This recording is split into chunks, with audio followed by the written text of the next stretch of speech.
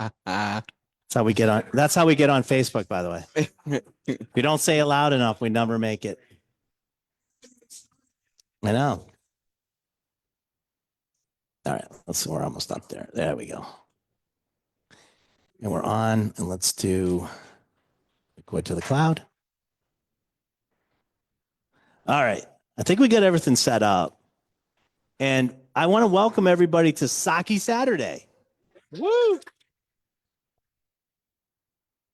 So this is sort of a new event that we started this year.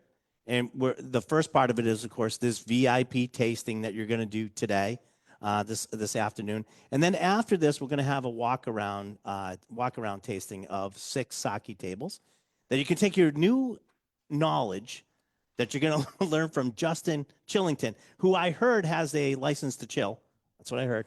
He's the Northeast sales manager for Kome Collective Sake, and he's going to lead you guys through this great tasting today. You should all have 5 sakes in front of you, and a water and a pamphlet, and you should all have it set up on a tasting tray. Is anybody missing anything before we start? Because after this, it's a hell ride into like drinking. So I don't want anybody to miss out. It's gonna be miserable. It's gonna be totally terrible. So I'm glad you're here today to enjoy this torture with us today. No, this is gonna be a lot of fun. I myself don't know a ton about sake, so I'm very interested in learning. And I hope you are too. If you're already a sake expert, enjoy the sake. But away we go. Thank you. Thanks for joining us today. Thank you for putting this on. Excellent. And let's thank our good friends at Ruby for putting this all together for us. And let's go.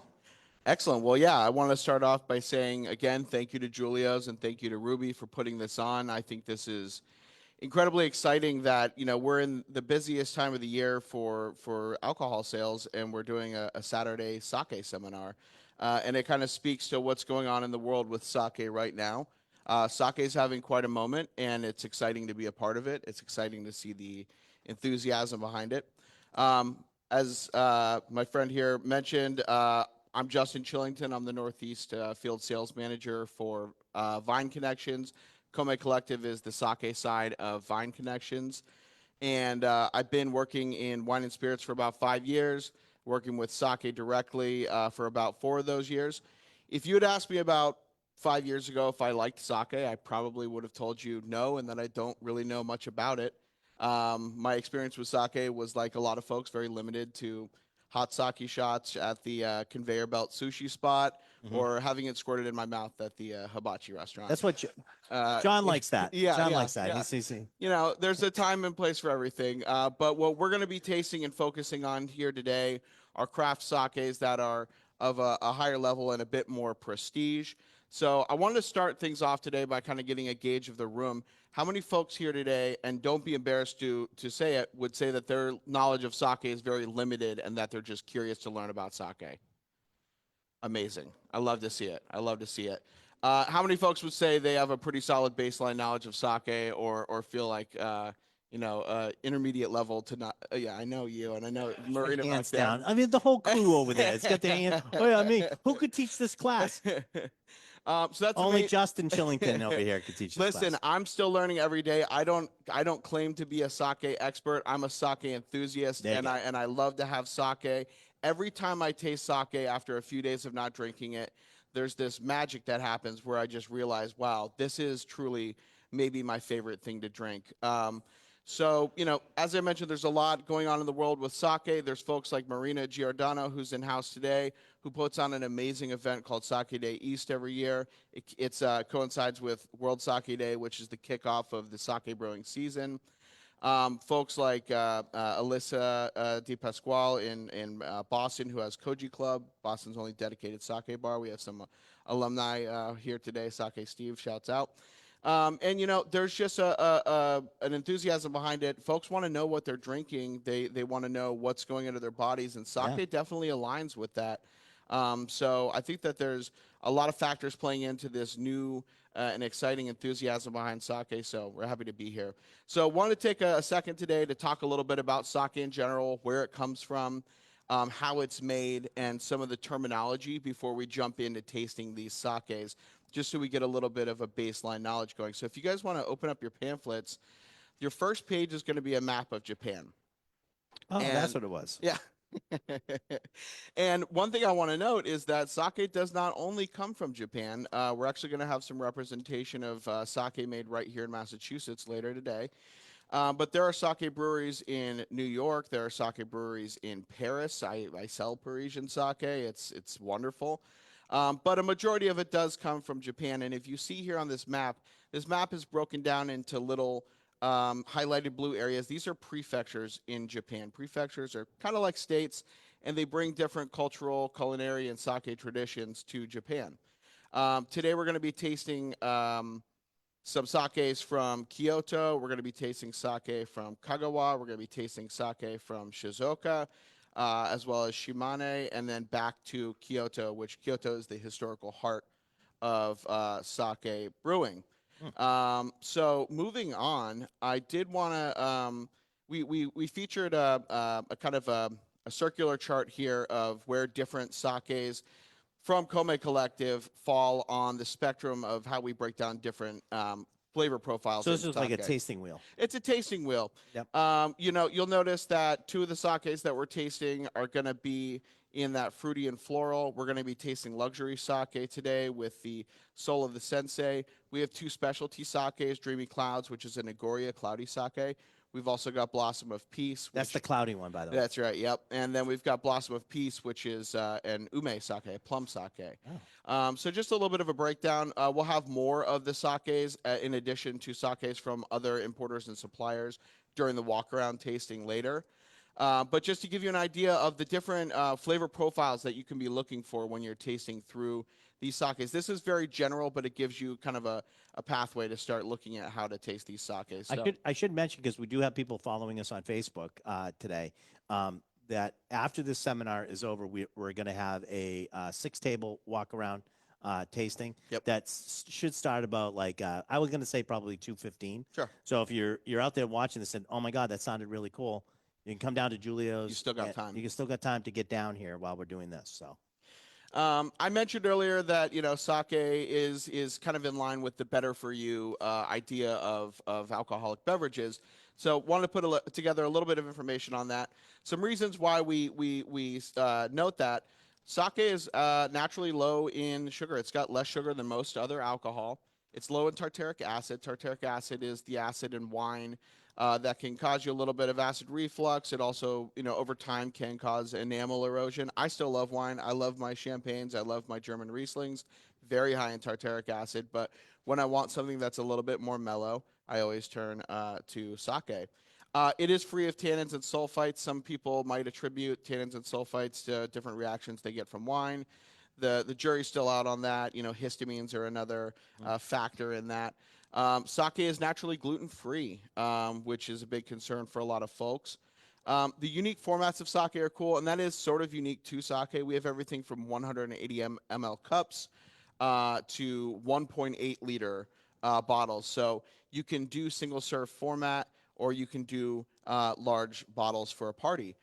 Sake stays fresh for a long time. So in the fridge, if you keep storing your sake like a white wine, you got a good 2 to 3 weeks out of it. Now, your best days for drinking that sake are really the first day, and then the 2 days following that, it's still pretty fresh. Some sake has like a lively, like spritzy aspect to it. Little effervescence. Yeah, that's going to fall off. Actually, the olive that we'll taste here in a minute is what we call namachozo, so it's only single pasteurized, and it has a little bit of a liveliness on the palate. Sake is 80% water-based, so it is arguably more hydrating than other alcoholic beverages. The jury's still out on that, but I have heard if you drink sake fast enough, you'll actually burn calories, which is incredible. No, I don't want anybody here putting that to the test today. Let's leave that in the theoretical exactly. realm. But like a lot of people do say that, like they're like, most people say like, oh, red wine would give me a headache or whatever. And I usually ask my next question is, well, how much red wine did you have? Yeah, if you drink a whole bottle of this, I will almost guarantee you have a headache. Exactly. And hey, going back to portion control with sake, that's right. You have that option. That's nice. Yeah. So next up, I just want to briefly go over, an overhead view of how sake is produced. So a lot of people refer to sake as rice wine, and they're not wrong there because in the way that it's presented to us, the way that we drink it, and the overall flavor profile of it, yeah, it is more akin to the experience of drinking wine. But how it's made is actually closer to beer Here, brewing. yeah. So sake is produced in what's called a kura or a brewery. Um, so it starts with the rice. So in addition to rice, who here can tell me what the three other ingredients in sake are? Go ahead. Koji, yeast, water. Yep. Ding. You win nothing. I'm sorry. But Koji, yeast, and water and rice. That's correct. Four Yep. ingredients. Yep. Okay. And we'll talk about koji in a minute. That is the magic ingredient. So it starts off with the rice harvesting in the fall, and then it moves on to the rice polishing or the milling. So most rice is milled down to around 60% on average. That means that 40% of the rice was milled away, 60% is left. That's what we call the semi-buai. So what you're really doing when you're doing that polishing, when you're doing that polishing, it's taking away the outer like husk. Exactly. You're getting So down to the middle of the rice, right? correct. Like any type of grain. Yeah, that you polish. what we call the shimpaku. So if you think about, I wish I had some sake rice with me here today, but maybe someone will later. But sake rice, if you want to think about it, the closest analog would be like cannaroli or arborio rice that we use to make risotto. Yep. So you've got kind of a translucent outer that's made up of fats and proteins. And then the starchy heart in the center is really where we're going to get the sugars that we need to convert to alcohol. Okay. So we're milling different amounts away. Different grades of sake have different rules on how much needs to be milled away. We'll get into that a little bit later. Next, the sake rice needs to be washed, just like you wash your rice at home before you cook rice. You need to remove some of that starch powder off of the rice. And then there's a soaking process where we kind of clock the absorption rate of water into the sake rice before we go into steaming it so that we can kind of calibrate how we steam the rice. From the steamed rice process, we go into koji production, and this is really where things get interesting. So, rice will not convert in the presence of yeast and sugar to alcohol really on its own. You need a catalyst, and that's where koji comes in. Koji is a mold or a fungi. So, a portion of the steamed rice is taken aside to kind of a temperature controlled room called a koji muro. And there they are inoculating that steamed rice with this koji to allow the koji to begin to kind of process and digest the starches in the rice. From there, we create a yeast starter. So during COVID, all of us became bakers, right? We all wanted to figure out how to make sourdough bread at home, or at least some of us did. So a lot of people are familiar now with what a sourdough starter is. Right. The yeast starter in sake is not asimilar to that. You need to feed it. It's a very concentrated product with a lot of yeast, a lot of koji, a lot of the steamed rice. So that's what we need to kick off the fermentation. From there, there's the three-step additions, which happens over the course of about 4 days, where I always have a hard time explaining this, but they're adding different proportions of each of the four ingredients in to slowly allow the fermentation process to start without kind of stunting anything. And from there, we go into the main fermentation mash, which takes about 30 to 40 days. Um, after this fermentation happens, we need to press the solids away from the liquid. So it's run through a micron filter press, which But now it has it's Now it's on the line alcohol. beer and it has alcohol in it. Correct, exactly. So let me just back it up because I'm used to dealing a lot with whiskey and we talk Yeah. about like the koji Yep. and stuff. So that would almost take the place of what we would call malting. Yeah, So it's sort of taking that place and it's getting everything ready for the converting the starches to sugars so that Correct. the yeast can eat that. yeah, so when you make whiskey or beer, you have sequential fermentation Mhm. where there's the process of malting and then the malt is fermented into alcohol. Sake is unique in this, and I did kind of glaze over this, but we have what's called multiple parallel fermentation with sake, and that is where the saccharification Yep. of the starches to sugars is happening simultaneously with the fermentation of the sugars to alcohol. Okay. And because koji, the saccharification process happens pretty slowly, the yeast don't have to work overtime converting those sugars to alcohol, and that's why sake does, after fermentation, come out naturally a little bit higher in alcohol. Okay. Anywhere between like 17 to 20+%. So most sake is actually diluted a bit. That's a later part of the process, but when it's left undiluted, it's called genshu. So is the koji is all in addition to the yeast, the koji is also fermenting. Yes, it's basically digesting the starches and converting them into a sugar that's fermentable through the So starch. basically, like it's converting starches to sugar. So its byproduct is what the yeast is eating, and the yeast is eating that sugar, and basically farting CO2 and peeing alcohol. Amen. Um, Right? yeah, we love. Listen, science is not pretty. It is not. All right, but it is exact. And it is amazing. It is amazing. So yeah, next we press, and so we're pressing the solids. The solids are not only the rice but the dead yeast cells, and that leaves us with what's called a kasu, which is kind of the cake of the processed rice, and that's actually sold as a culinary ingredient and used in a lot of restaurants. What's left over, what the liquid from that is our raw sake. From there, we need to filter and find the sake. So raw sake kind of has a yellowish color to it. It doesn't look as appetizing as what we have in the glasses in front of us. So we need to filter and fine. So it's usually done with like activated charcoal to clarify it, pull some of any like microorganisms in there, just floaties, things in there. It's very similar to That's like the technical term, floaties. floaties. Yeah, Yes. just making sure I get the terminology Yeah. correct. And this is a similar process to like fining in wine. Yep. So not a lot of folks realize that when you see the vegan mark on the back of a bottle of wine, that is because a lot of wine does use like animal proteins to clarify wine, casein and isinglass, which come from egg and fish. Egg and fish, right? Yep. And you can. A lot of people used to use just straight egg whites. Yep. Depending Exactly. on how big it was. Exactly. Most sake, I think almost all sake is vegan because they're using charcoal. Okay.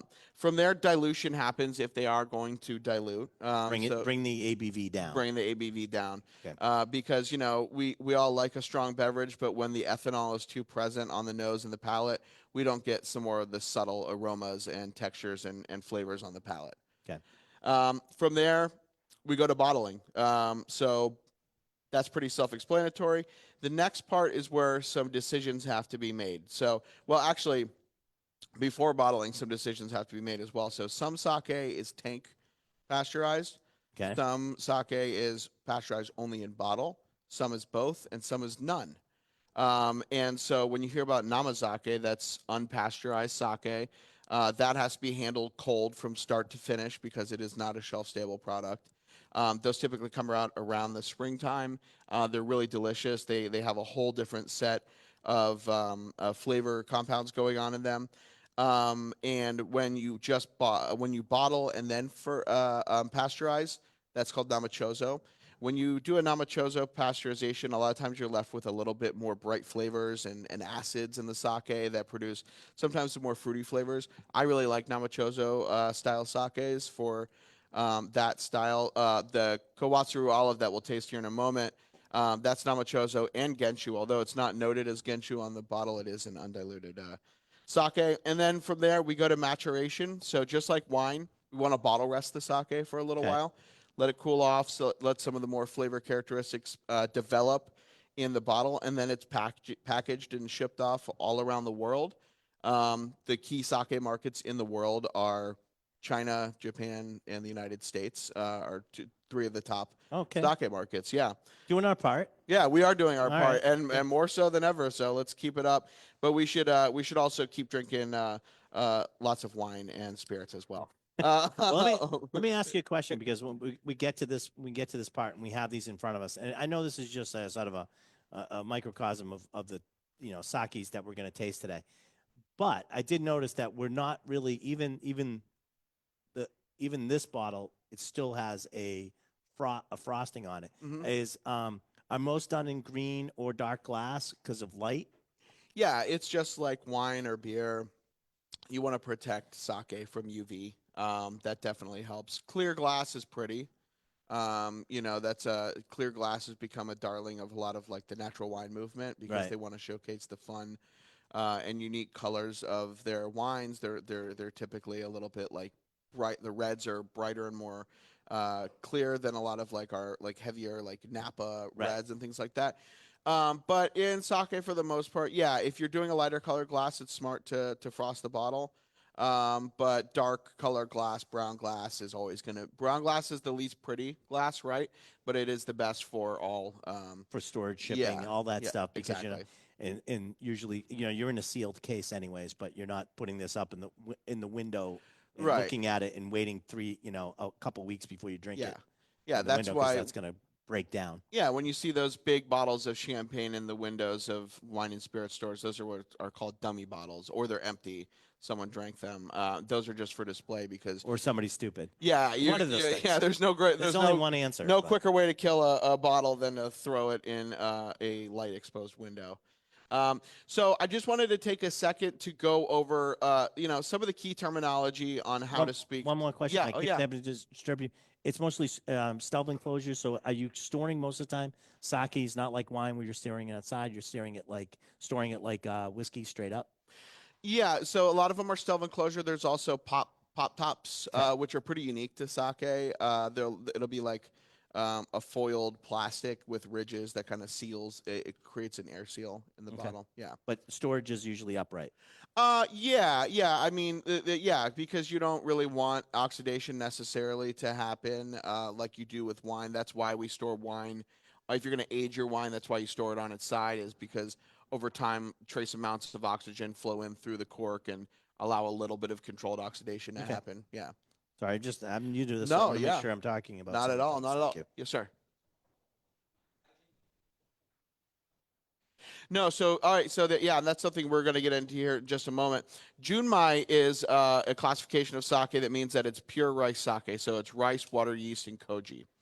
Dai kind of means great. Ginjo is a milling class, so all Junmai Dai Ginjo has to be milled to 50%. If you see a Dai Ginjo, that means that if they're not noting Junmai, it does mean that brewer's alcohol is added. That's also what's called Hanjozo a lot of the time, and that brewer's alcohol is typically like sugarcane liquor. A lot of folks would feel that that's like a lower grade, or that it's going to be stronger. That's a huge misconception. A lot of competition sake is daiginjo, so adding a little bit of brewer's alcohol is almost like adding a couple drops of water to your single malt. It actually lightens up the sake a good bit, lets some of the more delicate aromas come into the palate, and just kind of lightens up the overall experience. So you can really drink Hanjozo for a long time Is without kind of. is that fermented malt, or is it fermented just sugar? I think fermented like sugar cane. Sugar cane? Yeah, Okay. yeah. So it's akin to rum. Yeah. Let me double check on that But it's one. Yeah. but I mean, it's fermented. It's not distilled. So it's fermented though. It's. I think it's a distillate. Oh, it's a Yeah, distillate. it's a Oh, okay. distillate. So Yep. that is closer to that. Yeah, the neutral based spirit. Yeah. Okay. Yep. Yep. Yep. Yeah, but it's made with sugar cane, so there's going to be a flavor there, right? There's going to be a slight flavor there if it's neutral based. Yeah. Okay. Yep. So that you're Yep. really distilling it down to component. Okay. Yep. Perfect. Thank you. So a couple how to speak sake terminology. It is a lot of people ask me, is it sake or sake? And I always say the same thing. How dare you speak to me? No, but I so Genshu, we talked about that earlier, undiluted. Ginjo is a milling grade. It needs to be milled to at least 60%, so 40% is milled away. Jizake is synonymous with craft sake, so like micro brews, things like that. Kampai is what we say when we drink here in a minute. That's cheers. Kimoto is a very old style of fermentation where there's no lactic acids added to the starter. So they basically beat the koji and the rice into like a paste. It takes about a month, and a lot of those Kimoto style sakes have like really big, like gamey flavors. They're great with like mushroom dishes or beef dishes, things like that. Koku is a unit of measurement. It's very confusing, but it's basically the amount of rice that one person would need to eat for a year. To Makes put it, sense. yeah, but to put it into perspective, like I think 180 koku is akin to about like 5,000 cases of sake. Okay. Um, So that's an interesting one. Koji, the mold that we talked about that helps with the fermentation process. Koshu is aged sake. Kura is a brewery. Moto is like the yeast starter. Nagori, we're gonna taste a Nagori. Rihaku Dreamy Clouds is a Tokubetsu Nagori. Tokubetsu is another term on here. It means special. Anytime there's something special about the brewing process or the rice used, they use the term Tokubetsu. Hmm. Nomikai is a sake event or get together, so we are at one right now. Congratulations. Sake Nomi is No, someone. that would be Kampai. Yeah, yeah, come on, All right, yeah. nice. Sake Nomi is I'm learning. I'm learning. yeah, someone who likes to drink sake. Semi Buai is the milling ratio. And then Toji is a head brewer. Yamahai is very similar to Komoto style. It's a yeast starter with no lactic acid bacteria. Again, Yamahai, we're going to taste the Cowboy Yamahai later. It is a beef eater's delight and Yaporai to be drunk. So that is your base. None of that last one. Yeah.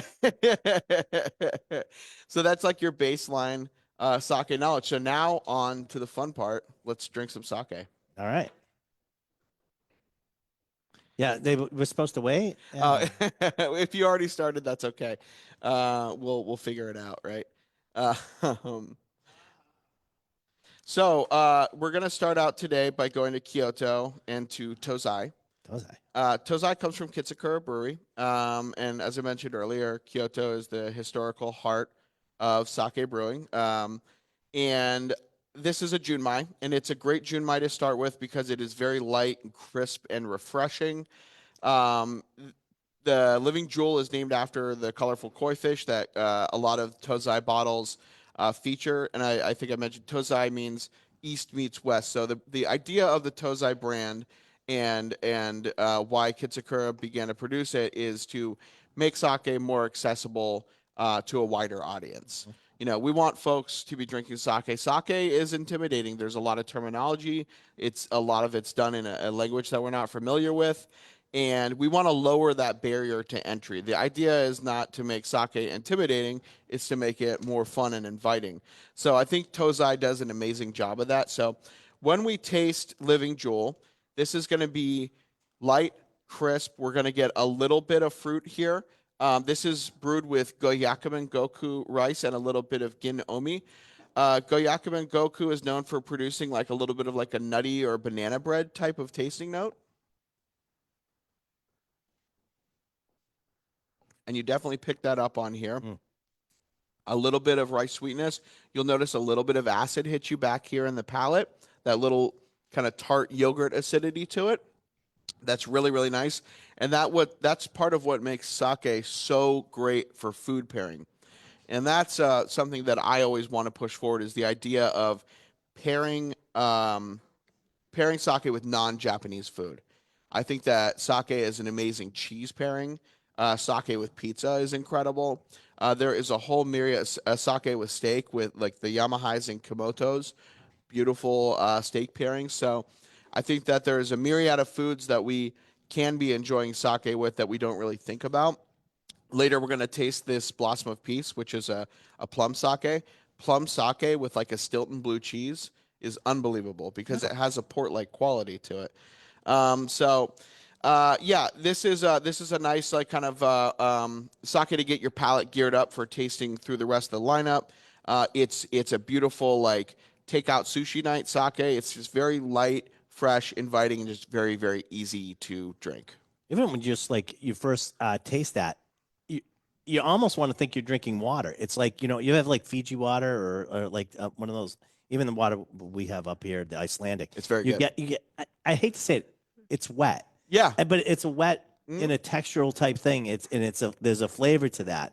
And then right after that, that's when you start getting all the flavors. It's almost like it's almost like a separation, which is sort of neat. I didn't expect to taste that.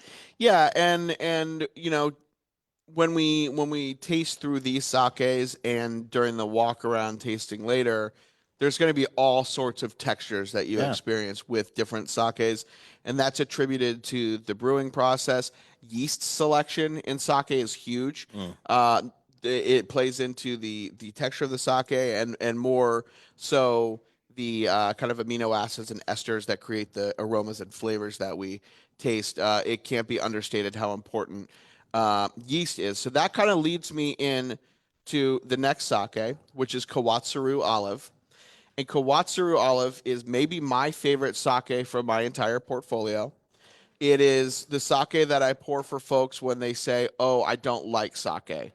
It is a beautiful wine analog. It's got some really beautiful, like deep fruit notes going on. But going back to yeast, yeast selection is very important. So Kawatsuru is located on Shikoku Island in the Kagawa Prefecture. Kagawa is the smallest prefecture in all of Japan. And on Shikoku Island, it is the only place in Japan where Sanuki olives grow. It's the only place in Japan where olives grow in general, but they grow these Sanuki olives. And brewers found out that you could isolate the yeast on the olive fruit and use it in the starter for the fermentation of sake. And so that is why this is called Kawatsuru olive, because this is brewed with olive yeast. And it is made with a local rice variety called Sanuki Yomai, and it produces this big, round, rich tropical fruit, melons, a little bit of star fruit, but it finishes with this hint of brine and That's a little salt. salinic. And Yeah. I love it. I think it's a gorgeous food pairing wine. It can stand up to a little bit more robust fare. This with pizza is a crazy pairing. And I think it's just really like palate coating and rich and delicious. I love to pour this for folks who, when folks start to get into sake, it's like Junmai Daiginjo is the end all be all, right? We hold it in such high esteem, but I feel that there's a lot of Junmai Ginjos out there that are even more luxurious, and I really feel like this is one of them, just because of the way that it kind of coats the palate. It's so generous and just a really, really beautiful What do you guys think example of of that? Junmai You Ginjo. guys like that one? That's really good, right? Just so you guys know, the first one that we tried was it was 14.9% Mhm. ABV. This one is 14% ABV. Yep. Just so you sort of get an idea of what range we're sort of in. Yep. Really nice. I like that one a lot. Now, the salinic on that really shows, and and I think that's probably why you're getting it so good with food. Yeah. I mean, salt is and that sort of does not really have salt in it, but it's Right. triggering those same things in your tongue. Yeah. And that also enhances other flavors. Exactly. That's why we like salt. One of the most popular cocktails at a Japanese restaurant is a sake martini. You make a dirty martini with this sake, heaven, delicious. Moving on, we are It's going a dirty olive. It's a dirty olive, Moving on, we are going to taste a Junmai Daiginjo here, and one of my favorite Junmai Daiginjos, Takatenjin Soul of the Sensei. So we're going to Shizuoka Prefecture here. This is just south of Tokyo. And this is coming from Douai Brewery. Douai Brewery is kind of one of the leaders in the on the forefront of sustainability in sake. So that's kind of a new concept for a lot of sake brewers, is sustainability. Not that they're necessarily as impactful on the environment as like a lot of like wineries, but these guys are doing all solar powered. Shizuoka Prefecture is known for this incredibly pure water source. Their water source is so pure that they are one of the kind of headquarters of tea growing as well as wasabi. So to grow wasabi, you need an incredibly pure water source. That's why wasabi is so expensive, and most of us, only get to try wasabi once in a while. Because most of the Has sushi, anybody ever actually had real wasabi? No, it's not the paste you have in most places. It is a root, and it's usually grated for the real stuff. Yeah, it is. Yes, sir.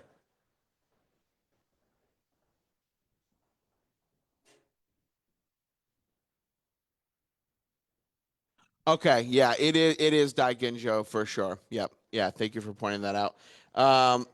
So this is done at Douai Shuzo, and Douai Shuzo has this incredibly pure water source. This is named Soul of the Sensei because the previous Toji, head brewer, was part of the Four Guardians of Heaven, which is one of the most revered guilds of brewers in all of Japan. And when he passed away, they wanted to create a sake in a style that he loved to commemorate him. So this is all Yamada Nishiki, which is sort of the king of sake rice. Junmai Daiginjo with Yamada Nishiki tends to have a few common tasting notes. A lot of the time, you get a little bit of like fennel or like star anise, and I think that that's pretty present here. This is on the drier side for Junmai Daiginjo, and I really like that. It shows a lot of restraint. But this would be something. This is almost like what I would call like a cocktail sake. It's kind of something you want to drink on its own, maybe with like really light fare, like a sashimi or a nigiri. But really, it's something kind of just to be enjoyed and kind of experienced on its own.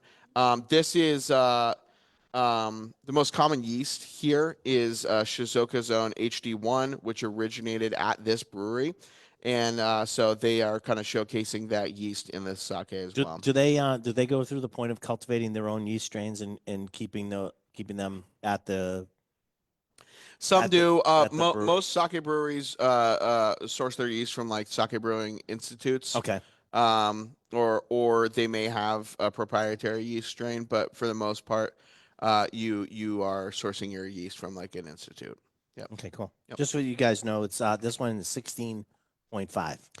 Yep. So hence the dryness too. I mean, Yep. that attributes to it a little bit. Really nice though. Yeah, some Junmai Daiginjo can be like really really fruity, and this has a little bit of fruit to it, but I think this is also showcasing like the purity of the water, the rice, Yeah, definitely. and a little bit of restraint as well. It's lovely. Absolutely. Next up, we're heading to Shimane Prefecture, which is sort of southwestern Japan in a prefecture that kind of faces like northwest. And we're going to Rihaku. You'll notice that this is a cloudy sake, Nigori, but it's a Tokubetsu Nigori, and we're going to get into that. This is on the drier side of Nigori. So some Nigori can range from what's called like Doburoku style, which is like really creamy, a ton of rice particulate in it, almost like drinking like risotto almost. Like not that much, but it's got a lot of rice hanging out in the bottle. I love that style, but I like this as well. So we said tokubetsu earlier means special. Oh. And what the special aspect of this is how dry this nigori is, and also how fine the rice particulate is in there. A lot of people want to refer to nigori as unfiltered sake. It is still filtered. It is filtered to different degrees, and some nigori are actually completely filtered, and then they're adding rice particulate back in to control the mouthfeel of this. But this is made. This is all Goyakumen Goku rice, and this is done in a very dry style. The particulate's very very fine, but it does have like a slight creaminess on the palate. Yeah, I was gonna say it makes a silky flavor or texture as you're drinking it. Absolutely. One of the craziest food and beverage pairings I've ever been exposed to. When I was last in California a few months ago, we were out to eat with the sales team, and someone ordered a Caesar salad, and we had a bottle of this on the table, and they said, "Try this with Caesar salad." And it's very difficult to explain why it works, but man, it works. There's a little bit of that tart yogurt acidity again that's hitting you back here on the palate. It's palate coating. It's almost got like a tannin type of texture on the tongue that kind of dries the palate out a little bit. So that richness from Caesar dressing, the freshness works really well. That's one of the greatest things about sake. Sake pairs with the foods that we find hard to pair Well, wine I mean, with. I mean, a lot of people, if you're involved with any type of wine or anything like that, one of the hardest things to pair is salad. Yeah. It's extremely difficult, and if you start moving into like salad with a darker green, Yep. like such as like spinach and stuff, Yep. it's almost impossible. Yeah. And especially if you start getting into vinaigrettes and all that stuff, it just gets harder and harder and harder because it's just competing flavors. Yep. And to have something like this that you could actually, it's pretty stunning. Yeah, it's really nice. Yeah, exactly. Anything green, asparagus is tough. Artichoke is incredibly difficult to pair wine with. There's a chemical in artichoke that when you drink any sort of wine that has had any contact with oak, it creates a sickly sweetness on the palate. It's really gross. But you don't get that with sake. Sake with anything green is a match made in heaven. It really, cool. really works. This one is 15% for you guys keeping track at home because I don't think we put them on there, do we? No, we do not. No. And then for the last sake, we're actually going back to the Tozai, back to Kyoto. and we are going to try an umeshu. don't Ume have is plum, Yep. and plum, and that's going to be back on the we featured Oh yeah, right there. Yep. yeah, I know what we did. Okay. This is Blossom of Peace, and one thing I think we've all noticed here for folks who are new to sake, the names are really fun, right? Yeah. They're super poetic, and it's a great way of remembering the sake as well. So we've had Kawatsu Olive is probably the least poetic, but it actually makes a lot of sense. Soul of the Sensei, Dreamy Clouds. Now we're on to Blossom of Peace. So Blossom of Peace is an umeshu. This is made with Aodami plums that are soaked in Tozai sake. So there, omeshu is kind of a broad category. It can include plum wine. It can include, like, you've seen choya out there. So different umeshu are made with different types of alcohol. A lot of times they're made with grain neutral spirit. Sometimes there's plum syrups added to them. There's different grades of umeshu. This is a true sake umeshu. It's a true plum sake. So it's Aodani plums that are macerated and then left to soak in Tozai sake for about 3 months. The bracingly, like, kind of like sour plums. Yeah. They mellow out. You get this beautiful richness. It's almost akin to like white port. So this with like a blue cheese, as I mentioned earlier, is a gorgeous pairing. This on the rocks is awesome. Obviously by itself, it's delicious. Or you can spritz this out. I was just going to ask if you do that because this would be one that I would spritz. 100%. You hit this with a little bit of soda water and like a cava or prosecco, Yeah. and you are off to the races. It is a good time. A lot of the times these sakes are released at the same time as like cherry blossom season, Okay. and I think that's really fitting because one of the tasting notes on here, other than obviously plum, is this little bit of like marzipan or cherry. That is just really, really pleasant. It kind of sticks around for a little while. It's juicy, but it's got a little bit of acidity. I think this is one of the lighter umeshus out there. Okay. And this makes this so beautiful for just like easy long-term drinking without being like overbearing on the palate. Really nice. And it's not over the top. You Nope. don't get into like that sort of sickening sweet Yeah. type thing. It's there, but it's not crazy. No syrups or Yeah. anything like that. It's just a very natural plum sake. Well, we ended on that one. What did you guys think of that one? I mean, that's a different. We went to the different polarity on this one. you Yeah. know? Absolutely. We went from kind of tart and dry to Yeah. a lot sweeter. Yeah. Really nice. Yeah, so that's our lineup today. And I think it's a good representation of 5 different styles of sake, kind of classic representations. The fun part about this is that we're going to be able to compare them to a bunch of other sakes if you're sticking around for the walk around tasting. So I'll be pouring these as well. We have sakes from all different suppliers from all around the world. Desai Blue is in the house, which is really cool. That's they're one of the leaders in sake produced in the United States, and I believe we're even going to have some sake from right here in Massachusetts. Father Star Sake. Todd is going to be here. I don't know if he's here yet, but we're going to have that one too. So, listen, I want to thank you for giving us just enough knowledge for us to be dangerous. Yeah.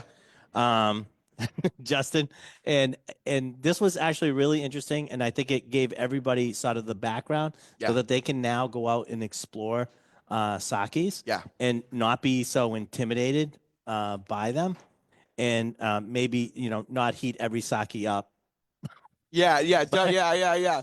by the Typically, by the back of the bottle will tell you how to serve it. Yeah, right. the backs of a lot of sake bottles, the back label is typically really informative, and it's always worth reading. I always tell people, shop your wine, shop your whiskey, shop your sake off the back label, because that's where the real information is that you want. Pay attention to who's importing the beverages that you like, and then you can kind of have a safer bet that you're going to enjoy other selections from them. And if you do want to further your knowledge of sake, Commonwealth Wine School in Cambridge has sake courses available within the WSET education system that are incredibly informative. They're fun. Marina does an amazing job, and they're available for everyone. You don't need to be a professional. You don't need to be in the beverage industry. It's a great opportunity. So just want to throw that out there if you do want to deepen your knowledge. All right. Well, I want to thank you again, Yeah, Justin, for absolutely. bringing us up to date on this. This Yeah. is really, really great. I hope everybody's sticking around. We're just going to do I'll take this off and I'll go through it. Thank you, everybody on Facebook. You should have been here. It was awesome. You missed out. Bye.